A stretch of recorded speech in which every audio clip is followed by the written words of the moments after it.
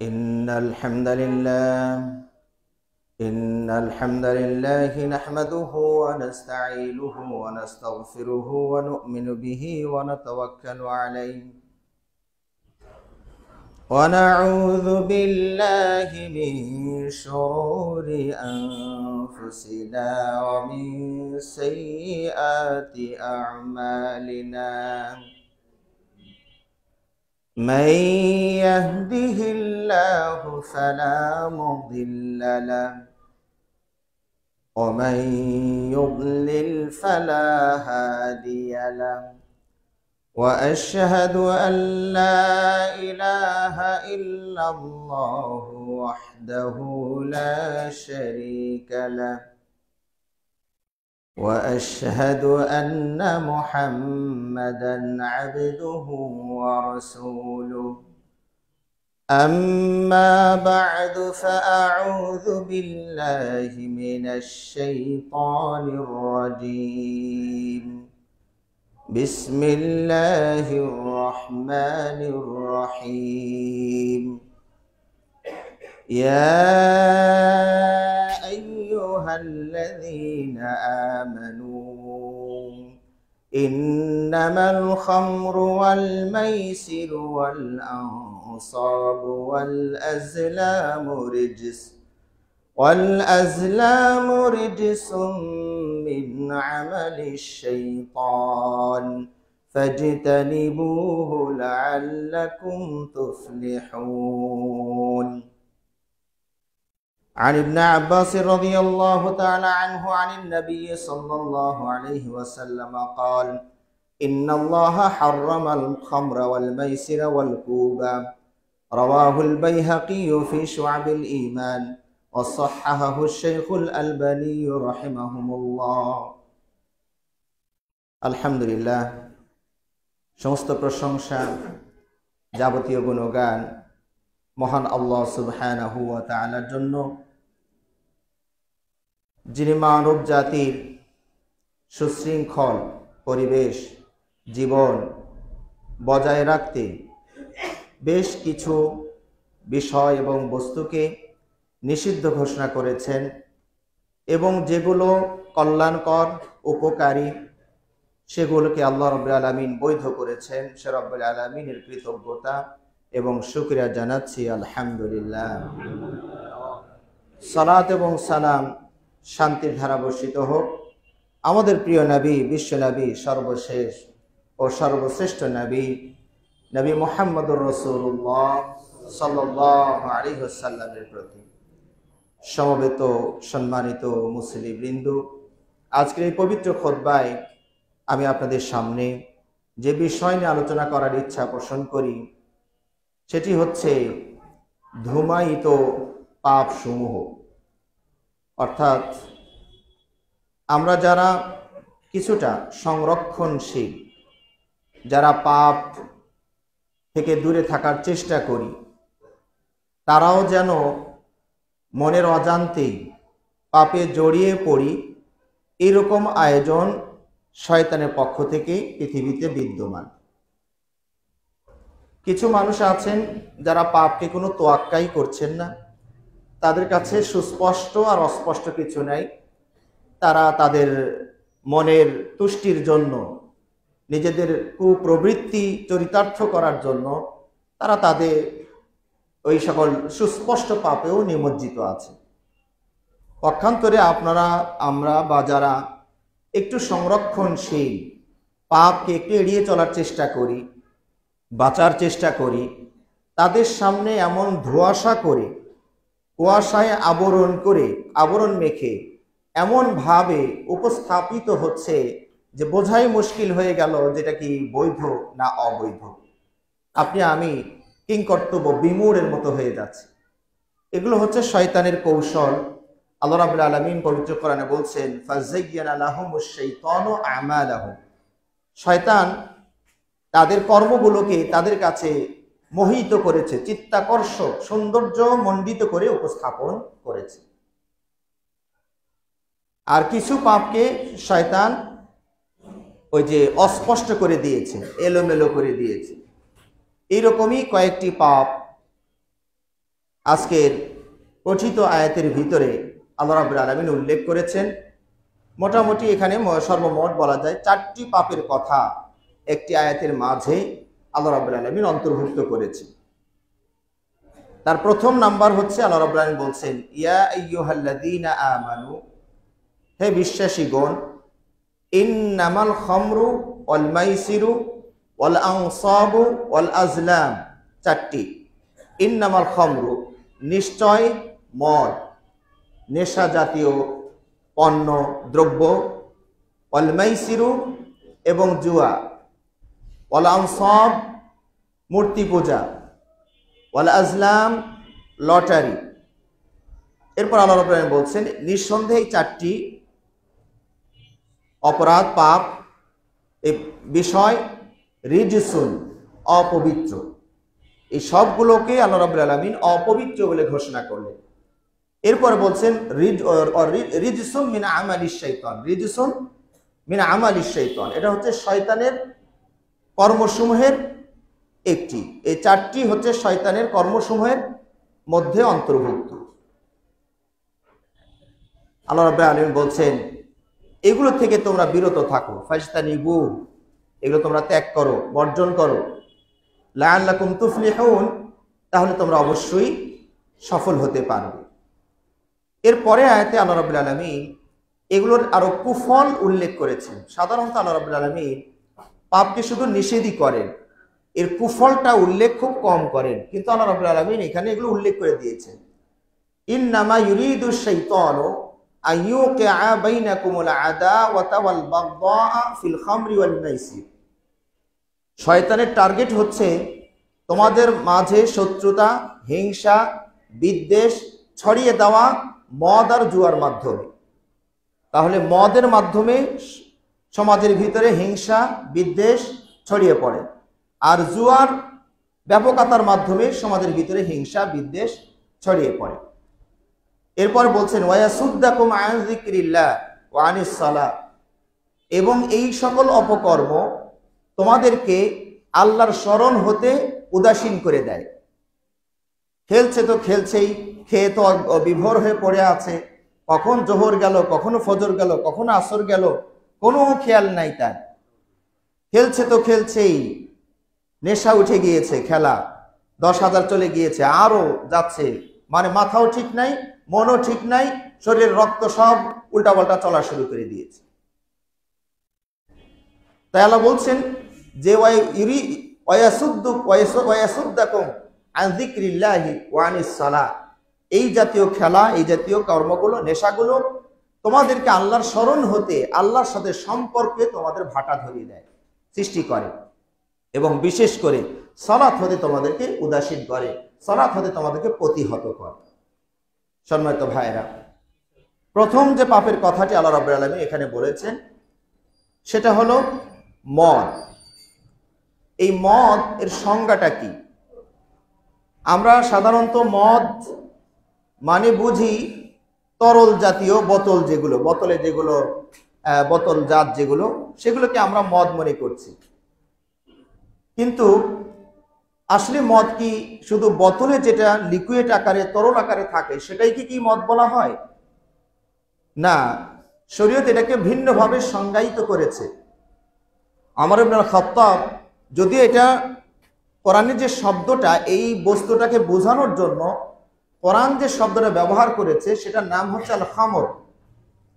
এই খামর শব্দের শাব্দিক অর্থ যদি আপনি দেখেন তাহলে অর্থটা হচ্ছে আত-তাগতিয়াতু ওয়া সাতরু, মানে কোনো কিছুকে আড়াল করা, আচ্ছন্ন করা।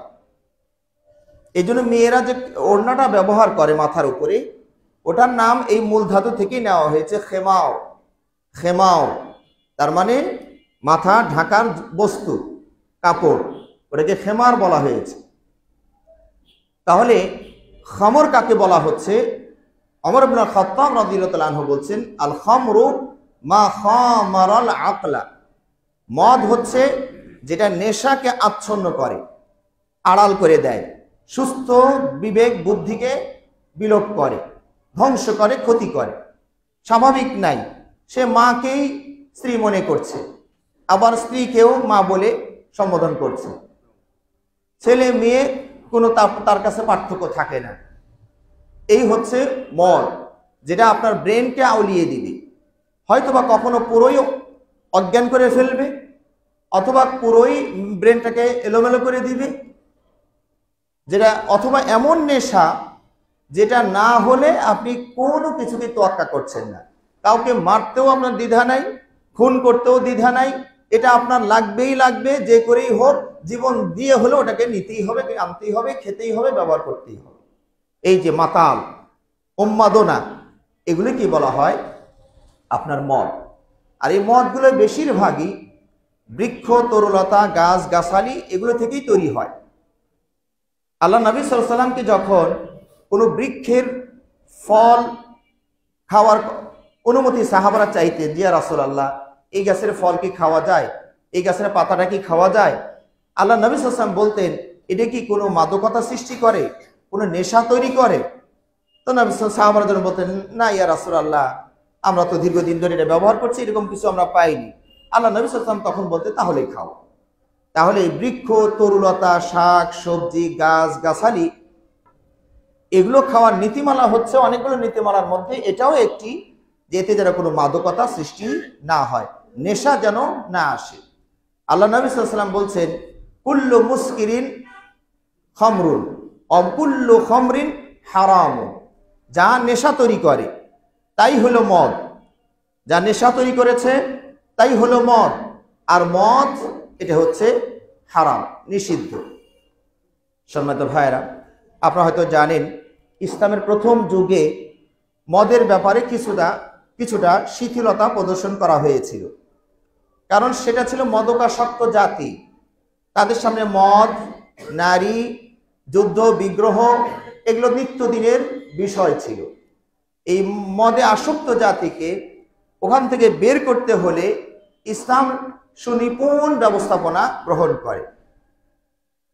আস্তে আস্তে করে তাদেরকে প্রায় কোরআনে 4টি আয়াত নাজিল করে মদ থেকে আস্তে আস্তে মানুষকে সরানোর চেষ্টা করেছে। তার প্রথম নাম্বার আয়াতটি সূরা নাহলে আছে। আল্লাহ রাব্বুল আলামিন বলেছেন, ওয়ামিনান নাখিলি ওয়াল আ'নাবি তাত্তাখিযুনা মিনহু সাকারাও ওয়া রিজকান হাসানা। এখানে আল্লাহ রাব্বুল আলামিন মদের ব্যাপারে একটু হালকা ইঙ্গিত দিলেন। এখানে হালাল হারাম স্পষ্ট বলেননি, যদিও জমহুর বা ওলামাগণ, অধিকাংশ ওলামাগণ যেটা নিয়েছেন যে এখানে সাকারান বলতে মদকেই বোঝানো হয়েছে। তো আল্লাহ রিজিককে 2 ভাগে ভাগ করে দিলেন, যে আমি তোমাদেরকে আঙ্গুর দিলাম, আমি তোমাদেরকে খেজুর দিলাম, সেখান থেকে তোমরা ওই মদ তৈরি করছো, আবার রিজকান হাসানান, ভালো রিজিকও তোমরা গ্রহণ করছো। তার মানে আল্লাহ রাব্বুল আলামিন শুধু এখানে ইঙ্গিত করলেন, আমি দিলাম এক খাবার, তোমরা সেটাকে অন্যভাবে প্রসেস করে কখনো এটাকে ভালোই রাখলে, কখনো এটাকে গন্ধ করে নষ্ট করে মদে পরিণত করলে, কিন্তু দিয়েছে কিন্তু আমি। আল্লাহ রাব্বুল আলামিন শুধু এখানে এইটুকু বললেন, এই খাবারগুলো তোমরা তৈরি করোনি, আমি তৈরি করেছি। এরপরে আল্লাহ রাব্বুল আলামিন সূরা বাকারায় এসে আবার মদের ব্যাপারে হালকা করে কথা বললেন। আল্লাহ রাব্বুল আলামিন বলছেন, ইয়াসআলুনাকা আনিল খামরি ওয়াল মাইসির কুল ফীহিমা ইসমুন কাবীরুন ওয়া মানাফিউ লিন-নাস ওয়া ইসমুহুমা আকবারু মিন নাফইহিমা। হে নবী, আপনাকে তারা মদ আর জুয়া সম্পর্কে জিজ্ঞেস করে, মাসআলা জানতে চায়, এটা হালাল না হারাম, করা যায় না ছাড়তে হয়। আল্লাহ রাব্বুল আলামিন উত্তর দিচ্ছেন, কুল ফীহিমা ইসমুন কাবীরুন। আপনি বলে দিন, এ দুটোর মাঝে বিশাল বড় পাপ আছে। ইসমুন মানে গুনাহ, কাবীর মানে তো আপনারা বোঝেনি, কাবীর মানে বড়। তো ফীহিমা ইসমুন কাবীরুন, এই দুটোর মাঝে বিশাল বড় গুনাহ আছে। ওয়া ইসমুহুমা ওয়া মানাফিউ লিন-নাস, তবে মানুষের সাময়িক কিছু উপকার আছে। আল্লাহ রাব্বুল আলামিন এই আয়াতে যেটা বলছেন, মানুষের সাময়িক কিছু উপকার আছে। তো মদের সাময়িক উপকারটা কি? এটা যদি আমি খাই, আল্লাহ না করেন, নাউযুবিল্লাহি মিন যালিক, সেটা আগের কথাই বলছি, তাহলে শরীরের ভিতরে ক্ষণিকের জন্য একটা উদ্যমতা সৃষ্টি হয়, শরীরের ভিতরে সাময়িকভাবে একটা শক্তি অনুভূত হয়। কিন্তু আসলে এটা শুধু মনের ভিতরেই মনে হচ্ছে, দৃশ্যত বাস্তবে দেখবেন একটা ছোট্ট বাচ্চা সে ধাক্কা দিলে উনি পড়ে যাবে, কিন্তু ওনার মনের ভিতরে একটা শক্তি এসে গেছে যে উনি যেন রাজা বাদশাহ হয়ে গিয়েছেন। উনি একটা দালান কোঠা বিল্ডিং একটা ঘুষি দিয়ে সবগুলোকে একবার তছনছ করে ফেলবে, মনের ভিতরে এমন একটা সাহস জগিয়ে দিয়েছে। আর জুয়ার ভিতরে উপকারিতাটা কি? জুয়ার খুব সহজ একটি উপার্জনের মাধ্যম। সহজ যদি পক্ষের দানটা পড়ে আর কি, তো পক্ষে যদি আসে সহজেই সারা দিন পরিশ্রম করে আপনি 500 টাকা কামাই করতে পারেন না, উনি 1 ঘন্টা আধা ঘন্টার ভিতরে একটা খেলেই 10,000 টাকা পকেটে এসে গেছে। এত একটা সহজ একটা উপার্জন। এই জন্য জুয়ার নামই সহজেই উপার্জনের ব্যবস্থা। ওই মাইসির মানে ইসরুন থেকে আসছে, ওটা মানে সহজে উপার্জন করা। ওটার ব্যাখ্যা আমি হয়তো সময় পেলে আজকে বলবো, না হলে আবার আরেক সময় বলবো ইনশাআল্লাহ।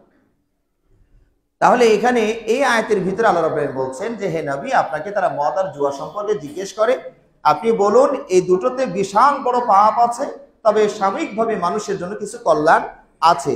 পরে আবার আল্লাহ বলছেন ওয়া ইসমুহুমা আকবারু মিন নাফইহিমা, এই দুটোর উপকারের চেয়ে অপকারিতা এটাই বেশি প্রকট এবং মারাত্মক। যারা বিচক্ষণ মুসলিম, যারা সাহাবা, যারা অনেক বিচক্ষণ, তারা এইটুকুতেই বুঝে ফেলেছেন। তারা সাহাবারা 2 দলে ভাগ হয়ে গেলেন।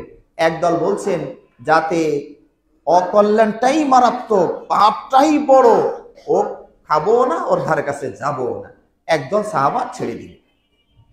আর একদল তারা মনে করছেন যে না, আল্লাহ তো হারাম করেননি, আবার কিছু উপকারের কথা তো আল্লাহ নিজেই স্বীকার করলেন। তারা আবার খেতে থাকলেন। এরপরে রব্বুল আলামিন আরেকটা আয়াত নাযিল করলেন। ইমাম সাহেব ওই নেশা করে সালাতে দাঁড়িয়ে গিয়েছে, তো সালাতের ভিতরে কোরআন পড়াটা উল্টাপাল্টা হয়ে যাচ্ছে, যেটা হাদিসে বা তাফসিরে এসেছে। সূরাতুল কাফিরুন পড়তে গিয়ে ওই লাগুলো বাদ দিয়ে পড়েছেন, যাতে অর্থগুলো পুরো বিকৃত হয়ে যায়, বিগড়ে যায়। কুল ইয়া আইয়ুহাল কাফিরুন আবুদু মা তা'বুদুন, লা আবুদুর জায়গাতে আবুদু মা তা'বুদুন। হে কাফিরেরা, কি তোমাদের মাঝে আমাদের মাঝে কোনো দ্বন্দ্ব নাই, তোমরাও তার ইবাদত করো, আমরাও তার ইবাদত করি, আমরাও তার ইবাদত করি, তোমরাও তার ইবাদত করো। ওই লাটা বাদ দেওয়াতে পুরো নাটা ইতিবাচকটা নেতিবাচকটা ইতিবাচক হয়ে গিয়েছে। তখন আল্লাহ রাব্বুল আলামিন আয়াতটা নাযিল করলেন সূরা নিসা, ইয়া আইয়ুহাল্লাযীনা আমানু লা তাকরাবুস সালাতা ওয়া আনতুম সুকারা, হে ঈমানদারগণ, নেশাগ্রস্ত অবস্থায় তোমরা সালাতের ধারে কাছে যেও না। হাত্তা তা'লামু মা তাকুলুন, কি বলছো ওটা যদি বুঝতেই না পারো ওই অবস্থায় সালাতে দাঁড়াবা। এই আয়াত নাযিল হলে সাহাবারা যারা খাচ্ছিলেন তারা 2 দলে ভাগ হয়ে গেলেন। একদল বলছেন যা খেয়ে সালাতের মতো শ্রেষ্ঠ ইবাদত, আমার সবচেয়ে প্রিয় ভাজন, আল্লাহর সামনে যাওয়া যাবে না, মানে আল্লাহ সালাতে যে ধারে কাছে যেও না, মানে কি আল্লাহর কাছে যেতে মানা করেছেন। কেউ যদি এমন কাজ করেন যে এই কাজ করলে তুমি প্রধানমন্ত্রীর ধারে কাছেও যেতে পারবে না, ওই কাজ কি মানুষ করবে? ওই দলের সমর্থক যারা, তারা কি ওই কাজটা করবে? ওনার তো টার্গেট যে প্রধানমন্ত্রীর কাছে যেতে হবে, কেমনে যাওয়া যায় সেই পথ বলে। তা আল্লাহ যখন বললেন যে এই মদ যদি খাও তাহলে আমার সামনে খবরদার আসবা না, তো সাহাবারা অ্যালার্ট হয়ে গেলেন যে এইটা খেয়ে আল্লাহর সামনে যাওয়া যাবে না, এই জিনিস কত খারাপ জিনিস, ও খাবোই না। ওরা বাদ দিয়ে দিলেন। কিছু ওই যে দুর্বলের ইমানের যারা স্তর ভেদে কিছু মানুষ আছে, তারা বললেন যে আল্লাহ তো এখনো হারাম করেন নাই, ওইটা খেয়ে সালাতে যে আল্লাহ ওনার সামনে যেতে মানা করছেন, তো সময় বুঝে খায়। ফজর পড়ে খেয়ে নিল, জোহর পর্যন্ত 7 ঘন্টা প্রায় সময়, তো এই 2-1 ঘন্টার মধ্যে তো জ্ঞান ফিরে আসবে, তখন গিয়ে জ্ঞানটান ফিরলে আবার গিয়ে সালাতটা পড়ে নি, আল্লাহর সামনে যাবনি ওই সময়। অথবা এশা পড়ে খেয়ে নিলাম, ফজরের মাঝে একটা বড় গ্যাপ আছে, এই জ্ঞান ফিরবে, তখন আবার খেয়ে সালাতটা পড়ে নিবনি। তারা এই গ্যাপে গ্যাপে বিরতির মাঝে মাঝে খাওয়ার চেষ্টা করছে। একবার এই নেশাগ্রস্ত সাহাবারা আপনার পরস্পরে হাতাহাতির পর্যায়ে চলে যায়, মানে নেশা করে একটু হাতাহাতি মারামারি পর্যায়ে চলে যায়। তখন আল্লাহ রাব্বুল আলামিন এই যে আজকে যে পঠিত আয়াতটি সেটা নাযিল করেন, ইন্নামাল খামরু ওয়াল মাইসিরু ওয়াল আনসাবু ওয়াল আজলামু রিজসুম মিন আমালিশ শাইতান। হে ঈমানদারগণ, আল্লাহ রাব্বুল আলামিন যখন এই আয়াতগুলো বললেন যে নিশ্চয় মদ, জুয়া এবং মূর্তি পূজা, লটারি, এগুলো অপবিত্র শয়তানের কাজ, এগুলো থেকে তোমরা বিরত হও, তাহলে সফল হও। পরে আয়াতে রব্বুল আলামিন আরো শক্ত করে ধমক দিয়েছেন। শেষে গিয়ে বলেছেন, যে অনুবাদটা আমি কিছুক্ষণ আগে আপনাদেরকে শুনিয়েছি, মানে শয়তানের মাধ্যমে শত্রুতা বিদ্বেষ সৃষ্টি করে, আল্লাহর জিকির থেকে ফিরিয়ে রাখে, এবং সালাত হতে ফিরিয়ে রাখে। এরপরে আল্লাহ বলছেন ফাহাল আনতুম মুনতাহুন, তোমরা কি বিরত হবে, অর্থাৎ তোমরা কি থামলে। তার মানে আল্লাহ রাব্বুল আলামিন এখানকে তার বড় করে ধমক দিয়েছেন। যখন একজন মানুষকে বাচ্চা আপনার অবাধ্য হয়, তখন আপনি কি বলেন, এই থাম থাম, বিরত হও, দিব কিন্তু মায়ের। তাও যখন যেতেই থাকে তখন আপনি কি বলেন, তুই থামলি। তার মানে এতক্ষণ যা বলেছি এইটা কথা বলার পরে যদি না থামো তাহলে ব্যবস্থাটা আরো জোরালো নেওয়া হবে, আরো মারাত্মকভাবে তোমাকে অ্যাকশনে যাবো আমি। তাহলে আপনার মধ্যে ফাহাল আনতুম মুনতাহুন, তোমরা এখন থামলে না, যদি না থামো বিরত হও, আমি আরো বড় ধরনের ব্যবস্থা তোমাদের বিরুদ্ধে নিব। এই ধমক যখন আরবি ভাষা সাহাবারা বুঝে ফেলেছেন, এই ধমক যখন আল্লাহ রাব্বুল আলামিন দিয়েছেন, সাহাবারা বলে ইনতাহাইনা রব্বানা ইনতাহাইনা রব্বানা, হে আমাদের পালনকর্তা আমরা বিরত হয়েছি। যারা খাচ্ছিলেন আর কি, তারা বলেন আল্লাহ ছেড়ে দিয়েছি, আর এর কাছে যাচ্ছি না, আর বড় ধরনের কোনো ব্যবস্থা আপনাকে নিতে হবে না। আল্লাহু আকবার। একটা আয়াতে সাহাবারা মদ ছেড়ে দিলেন। এই আয়াতটা নাজিল হওয়ার সাথে সাথে আপনি চিন্তা করুন, মদে আসক্ত জাতি কিভাবে মদ মুক্ত হলো। চিন্তা করুন, যার বাড়িতে মদের যা ছিল, গ্যালন গ্যালন, পাতিল পাতিল, ড্রাম ড্রাম, সব মদ ফেলে দিলেন। আল্লাহ হারাম করে দিচ্ছে, এটা রাখা যাবে না। সুবহানাল্লাহ। ঈমান মজবুত হলে কেমন হয়। একজন সাহাবী, তিনি মদেরই ব্যবসা করতেন। হালাল যখন ছিল, মাল কিনতে গিয়েছেন সিরিয়া শাম দেশে। মাল কিনে নিয়ে লরি ভর্তি, মানে মনে করো ওই সময় ড্রাম বা যাই থাক মশক ভর্তি উহুদের পাদদেশে এসে পৌঁছেছেন। তখন ওই একটা কানে এসে গেল ইন্নামাল খামরু ওয়াল মাইসিরু ওয়াল আনসাবু ওয়াল আজলামু রিজসুম মিন আমালিশ শাইতান। আয়াতটা যখন কানে চলে গিয়েছে, তার পণ্যের সব পণ্য উহুদ পাহাড়ের পাদদেশে ফেলে দিয়া খালি হাতে বাড়ির দিকে রওনা করল। আল্লাহ, এটাকে বলে ভাই ঈমান। শত শত আয়াত লাগে না, মানুষের ঈমান আমল পরিবর্তনের জন্য একটা শব্দ, একটা বাক্যই যথেষ্ট হয়ে যায়। সাহাবা তো এটাও বলতে পারতেন, রাসূল সাল্লাল্লাহু আলাইহি ওয়াসাল্লামের কাছে গিয়া একটা ছোট্ট করে আবেদন করতে পারতেন, ইয়া রাসূলুল্লাহ, মদ হালাল ছিল, তখন গিয়ে মাল কিনছি, এখন হারাম যে হবে তো বুঝতে পারিনি, কেনা যেহেতু হয়েই গেছে, তা আমি একটু গোপনে টোপনে বিক্রি করে মালটা টাকাটা, নগদ টাকাটা বের করে নেই, তারপরে যা হয় হবে আর কি, ছেড়ে দিবনি। এরকম চিন্তা ভাবনা কূট কৌশল সাহাবারা অবলম্বন করেননি। সুবহানাল্লাহ, সঙ্গে সঙ্গে ছেড়ে দিয়েছে। আজকে সেই মদই দেখুন, যেটা আমার বক্তব্যের শুরু পয়েন্টটা, যেটা ধোঁয়াশা, কুয়াশা, ধূম্র জাল পয়দা করা হয়েছে।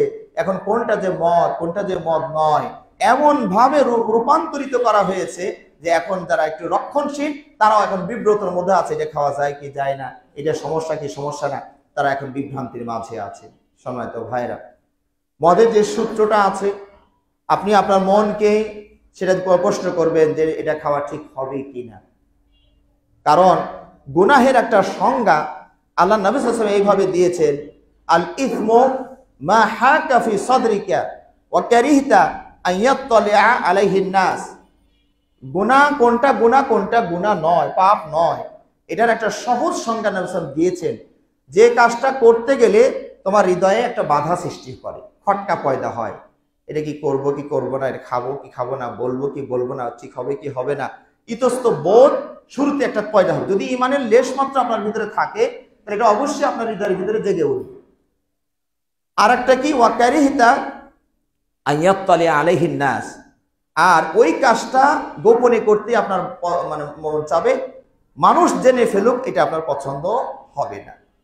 অন্তরে বাধা, আর মানুষ যেন বুঝতে না পারে যে আমি এই কাজটা করি, এই যে অনুভূতি, এটাকে আল্লাহ নবী সাল্লাল্লাহু আলাইহি ওয়াসাল্লাম বলেছেন এটাই হলো পাপ। তাহলে এখন যে জিনিসগুলো আমাদের সামনে এসে গিয়েছে, সেগুলো খেয়াল করতে হবে যে এই সংজ্ঞার মধ্যে পড়ছে কিনা। হয়তোবা যারা কিছু কিছু সেবন করেন, অনেকে হয়তো মনে করেন এটা উন্নত প্রযুক্তির মাধ্যমে এটা তৈরি হয়েছে, এটা সমস্যা না, তাদেরকে ওই আরেকটা নীতিমালার সামনে রাখতে হবে। আল্লাহ নবী সাল্লাল্লাহু আলাইহি ওয়াসাল্লাম বলেছেন, কুল্লু মুসমা আসকারা কাসীরুহু ফাকালিলুহু হারাম। যা বেশি খেলে মাদকতা সৃষ্টি হবে, তার স্বল্পটাও কি হারাম, অল্প পরিমাণও হারাম। এখন উদাহরণস্বরূপ বলা যায়, এই তামাক দ্রব্য, তামাক যেটা, এই তামাক থেকে উৎপাদিত যত পণ্য আছে, এগুলোকে ধোঁয়াশা করে দেওয়া হয়েছে। দেখুন, ধূম্র জাল পয়দা করা হয়েছে কিভাবে। তামাক থেকে তৈরি হয়েছে জর্দা, জর্দাতে সুগন্ধি দেওয়া হয়েছে, রং দেওয়া হয়েছে, মজাদার কিছু জিনিস দিয়ে দেওয়া হয়েছে। ওটা এত বাজে খাবার যে কোনো, আমার মনে হয় মাটি ছাড়া আর কোনো কীটপতঙ্গ ওটাকে ভক্ষণ করে না। আমাদের রংপুরে এই সাইডে এগুলো চাষ হয়, এটার নিরাপত্তার জন্য কোনো ব্যবস্থা নেওয়া লাগে না। তার মানে ছাগলে জানে এটা খারাপ জিনিস, ওই গরুতেও জানে এটা খাওয়া যায় না। শুধু এটা আশরাফুল মাখলুকাত সরাসরি খেতেও পারে না, কিন্তু সেটাকে প্রসেস করে মিষ্টি মাখিয়ে ঘ্রাণ দিয়ে মজা করে এটা খাচ্ছে। এই জর্দা, তামাক থেকে তৈরি হলো জর্দা, এখান থেকে তৈরি হয়েছে বিড়ি, সিগারেট, ওর ভিতরে যে পাতাটা আছে, এবং এটাকে পিষিয়ে তৈরি করা হয়েছে গুল। ওই একটু করে নিয়ে দেখবেন যে দাঁতের মাঝে দিয়ে রাখলো, চলছে এভাবে গুল। এই যে মূল জিনিসটাকে এমন প্রসেস করে অস্পষ্টতায় নিয়ে আসা হয়েছে, এটা হলো একটি বিষয়। এছাড়া সমাজের ভিতরে আরো যে মদ নামে যত আছে, নাম চেঞ্জ করে দিয়েছে। এটা ড্রিঙ্কিং, এটা মানে শারাব, এটা পানীয়, এরকম নাম চেঞ্জ করে দিয়া ওগুলোকে খাওয়ানোর ব্যবস্থা করে দিয়েছে। তো এই নীতিমালাটাও আপনাকে খেয়াল রাখতে হবে। এই যে ফেন্সিডিল, ইয়াবা, আবার এক এক এলাকায় ভিন্ন ভিন্ন নাম। কোনো জায়গায় বা নাম দিছে বাবা, ও বাবা খেয়েছে, বোঝাই মুশকিল, ওই এলাকায় না গেলে বোঝা মুশকিল। কোনো জায়গায় নাম দিছে ডাল খায়, ও ডাল খায়। তা ডাল মানে তো আপনি তো সাধারণ মানুষ বুঝবেন যে ডাল খেলে কি হয়েছে, এটা নিয়ে আমার এত সমস্যা কি? ডাল তো ভালো জিনিস, কিন্তু ওর ডালে আলাদা। তো এই যে এইভাবে নামে পরিবর্তন করে দিয়ে সমাজকে বিভ্রান্ত করা হচ্ছে। সম্মানিত ভাইয়েরা, অবশ্যই এটাকে আপনারা খেয়াল রাখবেন। নেশা জাতীয় দ্রব্য যেগুলো, বিশেষ করে আঙ্গুর হালাল, সেখান থেকেই মদটা বানানো হয়। খেজুর হালাল, সেখান থেকেই পচিয়ে, এটা যদি কেউ তৈরি করা দেখে, এটা কারো খাওয়ারও কথা না। এটা না পচানো পর্যন্ত মদ হবে না। আর পচানোর সিস্টেমটা যদি কেউ দেখে, ওটা রুচি হওয়ার কথা না। কিন্তু ওই যে আড়ালে তৈরি হচ্ছে, সামনে মজার সামনে হয়ে উপস্থিত হয়, এই জন্য ওনারা টের পাচ্ছে না। সম্মানিত ভাইরা, সুতরাং মদ এর ক্ষতি কত বড়, সমাজ, জাতি, যুব সমাজ আর ধ্বংস হয়ে যাচ্ছে। ওই যে কিছুদিন আগে একজন পুলিশ অফিসারের মেয়ে এই নেশাকে বাধা দেওয়ার কারণে পুলিশ অফিসারকে মেরে ফেললো। এলো ঘটনা আপনাদের সবই জানা আছে। তো মদের যে কুফল, সেটা রন্ধে রন্ধে বিশেষ করে যুব সমাজের ভিতরে আজ ব্যাপক মহামারীর আকারে ছড়িয়ে পড়েছে। আল্লাহ রাব্বুল আলামিন আমাদেরকে এই সকল ধোঁয়াশা, কুয়াশা, ধূম্রজাল ইত্যাদি থেকে বেঁচে থেকে, এই পাপ থেকে আমরা যেন বিরত থাকতে পারি, আল্লাহ আমাদের সবাইকে তৌফিক দান করুন। আমিন। ওয়া আখিরু দাওয়ানা আলহামদুলিল্লাহি রাব্বিল আলামিন।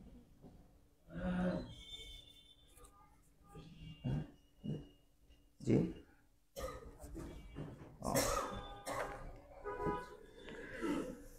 ইন্নাল হামদুলিল্লাহি ওয়াহদা ওয়াসসালাতু ওয়াসসালামু আলা মান লা নাবিয়্যা বা'দা ওয়া আলা আলিহি ওয়া আসহাবিহি ওয়া মান তাবি'আহুম বিইহসানিন ইলা ইয়াউমিদ্দিন, আম্মা বা'দ।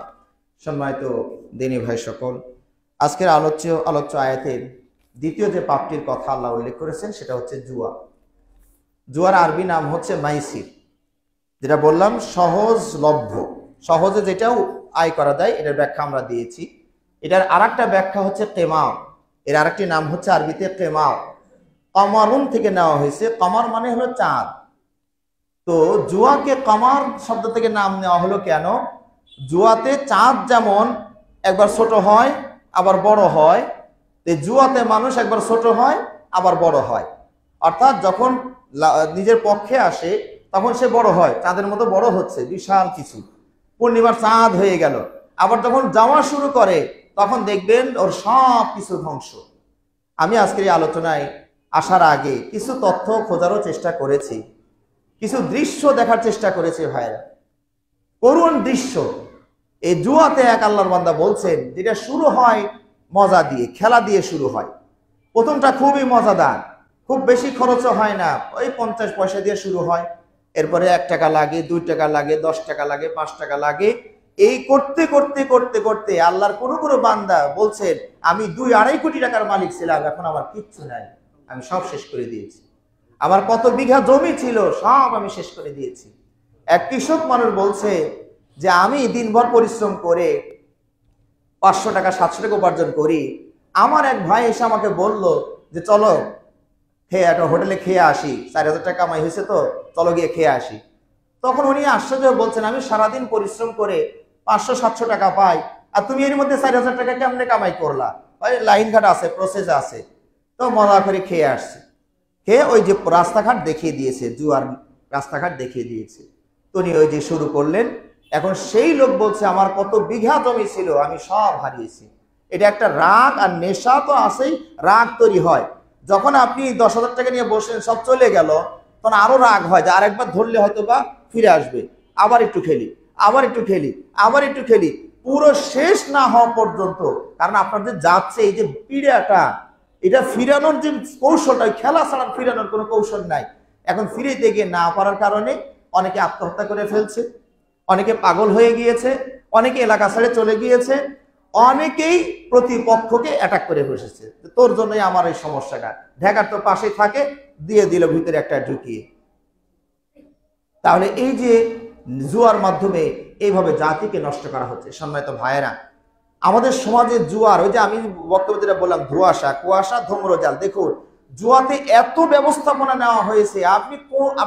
আপনি আমি যদি পুরো জুয়ার সেক্টরটা আমি নখদর্পণে আমরা আনার চেষ্টা করি, আপনি কতবার যে আস্তাগফিরুল্লাহ পড়া লাগবে তো আল্লাহই জানে। যারে এটা তো আমি বুঝি না, এটা আমি গত বছরই করলাম, এটা তো গতকালই করে আসলাম, এমন একটা ধোঁয়াশা তৈরি করেছে।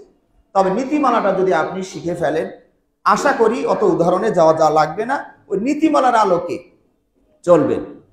আমরা যেমন বীজগণিত শিখেছি, একটা নীতিমালা আছে, আবার ওই পাটিগণিত পড়ে করেন, একটা নীতিমালার আলোকিত করেন। কারণ ওস্তাদ তো সব যোগ বিয়োগ অঙ্ক প্রাইমারিতে পড়ায়নি, উনি শুধু নীতিমালাটা শিখিয়ে দিয়েছে। হয়তোবা যোগের জন্য 20টা থেকে 50টা অঙ্ক আপনাকে শিখিয়েছে। এখন জীবনে আপনি যত অঙ্ক আসে আর ওস্তাদ লাগে না, নীতিমালার আলোকে আপনি যোগ অঙ্ক করতে পারেন। তাহলে এই নীতিমালা, জুয়া কাকে বলা হয়? জুয়া হচ্ছে দুইজনের মাঝে একটা চুক্তি হয়, লেনদেন থাকে, এক পক্ষ ক্ষতিগ্রস্ত হবে আর এক পক্ষ লাভবান হবে নিশ্চিত। এই দুই রাস্তা ছাড়া কোনো রাস্তা নাই। হয়তো আপনি জিতে গেলেন, তাহলে আপনি লাভবান, যার হেরে গেল সে ক্ষতিগ্রস্ত হয়ে গেল। আর হ্যাঁ, এখানে কয়েকটি বিষয় খেয়াল রাখতে হবে যে যে সিস্টেমে এক পক্ষ নিশ্চিত ক্ষতিগ্রস্ত হয় আর এক পক্ষ নিশ্চিত লাভবান হয়, এটাই হচ্ছে জুয়া। কিন্তু যদি এমন হয় যে এমন কিছু খেলা আপনারা খেলছেন যেটাতে এক পক্ষ লাভবান হয় আর এক পক্ষ ক্ষতিগ্রস্ত হয় না, এটা আবার কেমন? ধরুন ফুটবল খেলা দুই পক্ষ আয়োজন করেছেন, তৃতীয় একজন ধনাঢ্য ব্যক্তি পুরস্কারের দায়িত্ব নিয়েছে যে তোমরা খেলো, পুরস্কার দিবা আমি। এতে যদি পুরস্কার এক পক্ষ পেয়ে যায় তাহলে ওই পক্ষ লাভবান হলো, অপর পক্ষ ক্ষতিগ্রস্ত হয় নাই, কারণ সে এখানে 10,000 টাকা বিনিয়োগ করে নাই যে তার এটা চলে গেল। এখানে দিয়েছে তৃতীয় আর একটা ধনাঢ্য ব্যক্তি, একটা আমোদ প্রমোদ ফুর্তির জন্য তোমরা খেলো, আমি দিব পুরস্কার। তাহলে এই খেলাটা জায়েজের মধ্যে পড়ে, যেখানে এক পক্ষ লাভবান হয় আর এক পক্ষ ক্ষতিগ্রস্ত হয় না। কিন্তু যদি এমন হয় যে 10,000 টাকা এ পক্ষ দিয়েছে, এ পক্ষ 10,000 দিয়েছে, খেলা হবে, যে জিতবে, যে গোল দিতে পারবে, সে ওই 10,000 নিয়ে ওরা 20,000 টাকার মালিক হয়ে যাবে, এরা 10,000 টাকা হারিয়ে ফেলবে। এই যে সিস্টেমটা, এই যে নীতিমালাটা, এখন আপনি যত খেলা আছে চিন্তা করে দেখুন, সব খেলার ভিতরে জুয়া ঢুকেছে, একদম ঊর্ধ্বতন শাখা থেকে অর্ধস্তন শাখা পর্যন্ত। এবং আজকের যে তথ্যটা আমি আজকে দেখেছি, একটা সংবাদপত্রের তথ্য, উইকিপিডিয়া, সম্ভবত উইকিপিডিয়া লিখেছেন, 2019 সালের একটা রিপোর্ট দিয়েছে, 2019 সালে, তার মানে আরো 5 বছর আগের রিপোর্ট। সেখানে বলেছেন যে 2019 সালে সারা বিশ্বে বৈধ জুয়া ঘরে, মানে ওদের ভাষায় এটা বৈধ, অবৈধটা তো বাইরে আছে, ওটা তো হিসাব ছাড়া, বৈধ জুয়া ঘরে প্রায় 495 বিলিয়ন মার্কিন ডলার লেনদেন হয়েছে। তার মানে 500 কোটি মার্কিন ডলার এই জুয়াই নড়াচড়া করেছে। নাউজুবিল্লাহি মিন যালিক। এখন এই জুয়াতে দেখুন সর্বনিম্ন পর্যায়ের মানুষ, রিক্সা চালক থেকে শুরু করে ভ্যান গাড়ি দিনমজুর, এরাও কেউ বাদ নাই। কত রকমের খেলা আছে, সব রকমের খেলা আপনার ব্রেনে নিয়ে আসে। লুডু খেলছেন দুই পক্ষ, 4-3, এখন তো লুডু কেনাও লাগে না, মোবাইলে আছে, নিয়ে মাঝখানে বসে 4 জন বা 2 জন মিলে লুডু খেলছেন। অনেকে আছে 5 খেলে, না খেলা যে কত আছে, দাবা খেলছেন, ক্যারাম বোর্ড খেলছেন, এরকম ক্রিকেট খেলা, ফুটবল খেলা, যত রকমের খেলা দেখছেন, এই যত খেলাগুলোতে দুই পক্ষ সমান সমান বিনিয়োগ করে। এমনকি আপনারা যে বাজি ধরেন যে যদি আর্জেন্টিনা জেতে তাহলে তুই আমার 500 টাকা দিবি, 1000 টাকা দিবি, আর অমর যদি জেতে তাহলে আমি তোরে দিব। এই যে এটাও জুয়া, এটা বাজি যত ধরেছেন এই সবগুলো হচ্ছে আপনার জুয়া। তাহলে এখন চিন্তা করে দেখুন সমাজ কোন দিকে চলে গিয়েছে। একটা রিক্সা চালক দিনভর পরিশ্রম করে, এই ঘটনাগুলো সব আপনারা ওই মিডিয়াতে এসেছে, এগুলো তাদের স্বীকারোক্তি যে আমি দিনভর পরিশ্রম করে ওই 100 টাকা পকেটে রেখে আর 500 টাকা মোবাইলে ঢুকিয়ে নিয়ে আমরা খেলা শুরু করি, শেষ হয়ে গেলে ওই 100 ঢুকাই, এরপরে এখন প্রত্যেকে টাকা পাবো আর চুরিও করতে উদ্বুদ্ধ হয়েছে।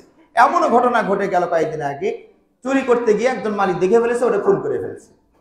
দেখেছেন আল্লাহ যে কোরআনে বললেন এর মধ্যে শত্রুতা তৈরি হয়, বরিতা তৈরি হয়, বিদ্বেষ তৈরি হয়, তার বাস্তব প্রমাণ এখন আমাদের নখদর্পণে এসে গিয়েছে। ক্যারাম বোর্ড খেলছেন, শর্ত সিস্টেম হলো এরকম, যে পক্ষ হেরে যাবে সেই পক্ষ, ক্যারাম বোর্ড যারা যে বিভিন্ন জায়গায় খেলার ব্যবস্থা করেছেন, 10-12টা ক্যারাম বোর্ড রেখেছেন, ওই মালিককে 50 টাকা দিতে হবে। তার মানে এটি হলো আপনার জুয়া, কারণ এই পক্ষটা ক্ষতিগ্রস্ত হচ্ছে। খেললেন আপনারা দুইজনই, সময় মজা করলেন সবাই মিলে, পুরা জাকামদানিটা ক্ষতিটা গেল এই লোকটা, এই পক্ষের উপরে, দুই পক্ষ, ডাইন পাশে বাম পাশে যারা থাকে। এভাবে দেখবেন এই যে ইন্টারনেটে যত যে আপনার অফারগুলো আছে, আঙ্গুল ফুলে কলা গাছ হওয়ার যত নিয়ম আছে, এই সবগুলো হচ্ছে ধোঁকা, প্রতারণা, এগুলো জুয়া। এর থেকে আপনাদের বিরত হতে হবে। বিশেষ করে কত এনজিও যে তৈরি হয়েছে সমাজে, গ্রামে, আমার কাছে মনে হয়েছে আপনারা কমপক্ষে এইটুকু আপনারা অবজার্ভ করে পর্যবেক্ষণ করে দেখবেন, যারা এই যে ক্ষুদ্র ক্ষুদ্র সমাজে গ্রামের মানুষের মাঝে এনজিও কায়েম করে খাড়া করে বিভিন্ন নাম দিয়ে বড় বড় দেশের নেতৃস্থানীয় ব্যক্তিদেরকে নিয়ে তাদেরকে উপস্থাপন করে বোঝায় যে এরা আমাদের সাথে আছে। আর এই লোকগুলো কেন যায়? টাকার লোভে যায়। স্যার 2 কোটি দিবনি, আপনি একটু আসেন, আমার এই অনুষ্ঠানটা একটু উদ্বোধন করে দিয়ে যান। এইভাবে উদ্বোধন করে দিয়ে গেল, আপনি মনে করলেন এটা তো সরকারের নখদর্পণে আছে, এরা কি আর পালাইতে পারে? কিন্তু আপনার কাছ থেকে সব নিয়ে রিক্ত হস্ত করে পোটলাটা দিয়ে আস্তে করে অফিস বন্ধ করে দিয়ে তারা উধাও হয়ে যাচ্ছে।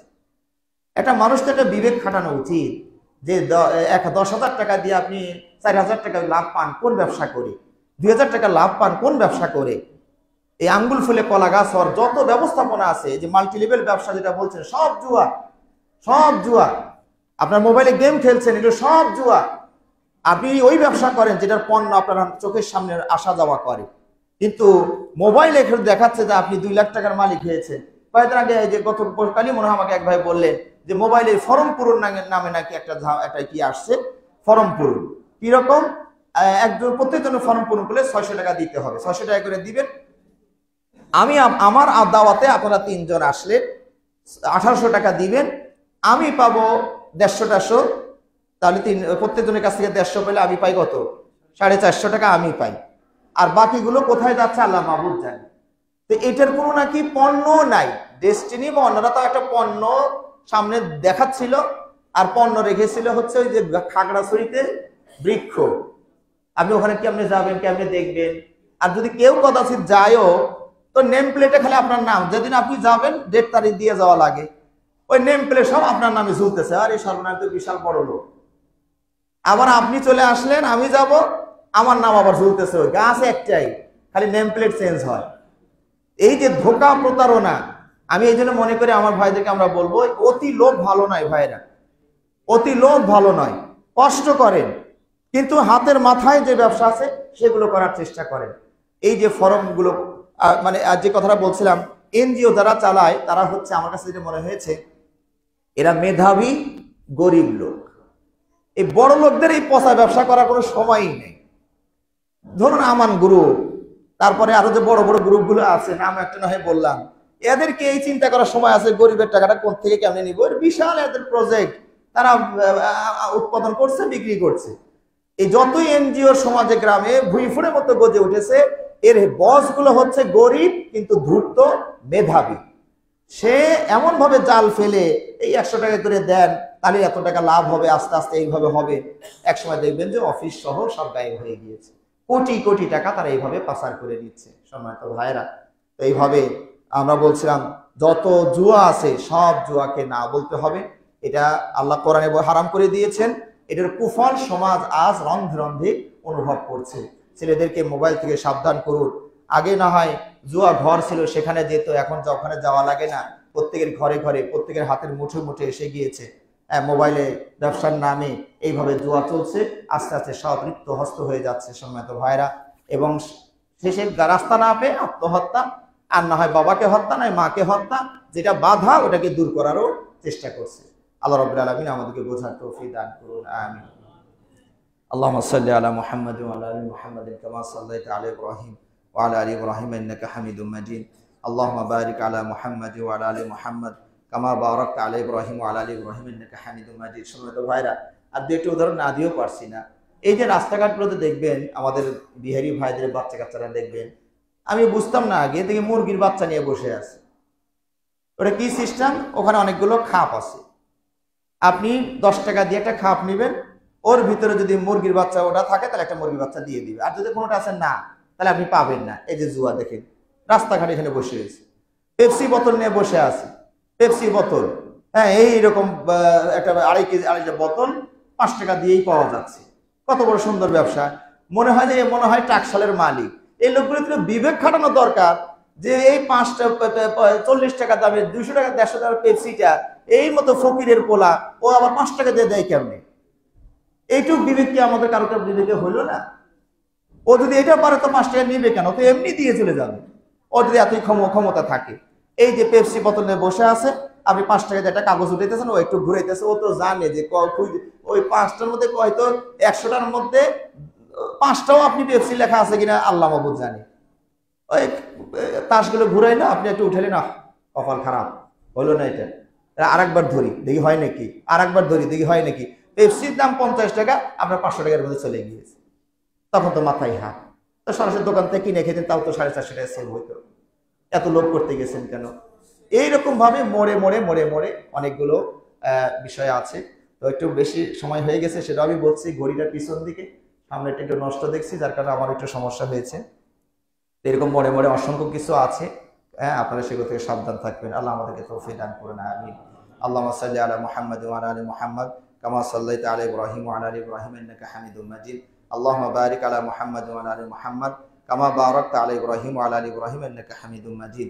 আল্লাহুম্মা আইজ্জিল ইসলাম ওয়াল মুসলিমিন, আল্লাহুম্মা আইজ্জিল ইসলাম ওয়াল মুসলিমিন ওয়াখযুল কাফরাতাল ফাজরাতাল ইয়াহুদাল মুশরিকিন।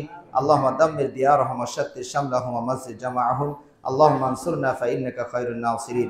আল্লাহুম্মা আনসুরনা ফাইন্নাকা খায়রুন নাসিরিন। সুবহানা রাব্বিকা রাব্বিল ইজ্জাতি আম্মা ইয়াসিফুন ওয়া সালামুন আলাল মুরসালিন।